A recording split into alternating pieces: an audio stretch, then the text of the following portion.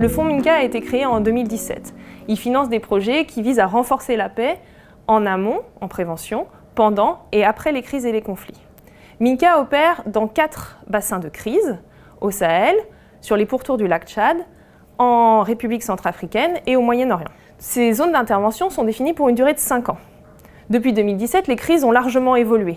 Elles se sont étendues, comme au Sahel, mais elles ont aussi changé de nature, comme par exemple au Liban, où la situation économique s'est largement détériorée. Aussi, nous avons décidé de lancer cette évaluation afin de rendre compte de l'utilisation de nos financements, mais également d'améliorer nos actions dans les années à venir.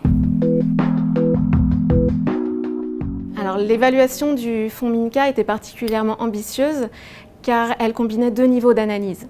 Un premier niveau stratégique qui consistait en l'évaluation du fonds Minka et de ses initiatives, et également l'évaluation de 8 projets qui couvrent l'ensemble des zones d'intervention du fonds Minka. Combiner ces 2 niveaux d'analyse, macro et micro, était un des principaux défis de l'évaluation, ainsi que de recueillir les perceptions sur nos projets des populations bénéficiaires dans des contextes sécuritaires particulièrement dégradés. Grâce à la mobilisation d'experts locaux, nous avons pu quantifier et qualifier les impacts de nos projets sur les conditions de vie des populations bénéficiaires.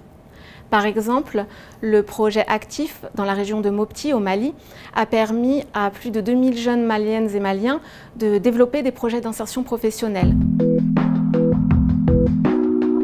Tout d'abord, l'évaluation confirme que Minka est un outil singulier de l'action de l'AFD et de la France.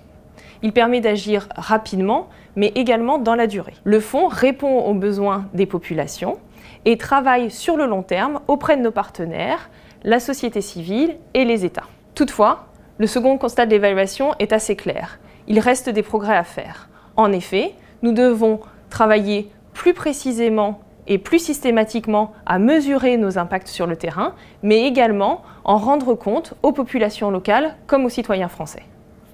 Une dernière recommandation forte de l'évaluation était de poursuivre le travail de production de connaissances sur les contextes et sur les projets afin d'être davantage capable d'en mesurer les effets sur le terrain. Conduire cette évaluation nous a permis de constater la nécessité de travailler avec des experts du Sud pour pouvoir fournir des analyses de qualité et contextualisées sur nos interventions et d'améliorer nos stratégies et nos pratiques.